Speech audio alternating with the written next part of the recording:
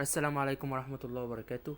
عايزين قبل ما نبتدي الفيديو نصلي على النبي وتدعمونا باللايك والسبسكرايب. النهاردة جايب لكم معايا خبر حلو جدا من رئاسة مجلس الوزراء في موضوع المنحة والصرف الدفعة الرابعة ان شاء الله. يا ريت يا جماعة، كله يعمل لايك ويفعل الجرس عشان ان شاء الله اول ما هينزل الميعاد اللي هيتحدد هقول لكم امتى.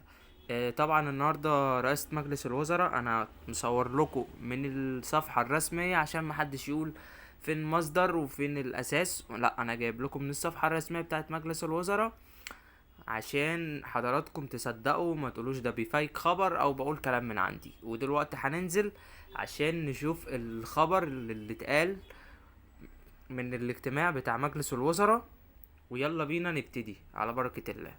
طبعا زي ما انتوا حضراتكم شايفين كده اجتماع مجلس الوزراء رقم 118 برئاسة الدكتور مصطفى مدبولي رئيس مجلس الوزراء. خلال اجتماع مجلس اليوم هنقرا، طبعا هو مكتوب في الاخر فكل ده مش هيفيدنا بحاجة. احنا عايزين اللي هو بتاع العمالة الغير منتظمة اللي هو بيبتدي منين، بيبتدي من هنا اهو. بيقول لك: وفيما يخص تنفيذ تكلفة الرئيس الجمهورية بشأن الصرف منحة العمالة الغير منتظمة التي تضررت منها أزمة جائحة كورونا، أشارت الدكتورة هالة السعيد وزيرة التخطيط والتنمية الاقتصادية إلى أنه تم فتح باب التسجيل على موقع وزارة القوى العاملة ومركز المعلومات ودعم اتخاذ القرار الشهر الماضي، لافتة إلى قيام الجهات المعنية بمراجعة موافقتهم واستبعاد الأسماء المقررة وكذلك من لا ينطبق عليهم الشروط ومن يحصلون على المعاشات والدعم النقدي من الدولة.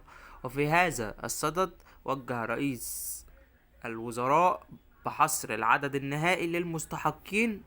طبعا الحتة دي مهمة جدا تمهيدا للإعلان خلال الأسبوع المقبل عن موعد الصرف بإذن الله. يبقى إن شاء الله الأسبوع القادم هيعلنوا الصرف.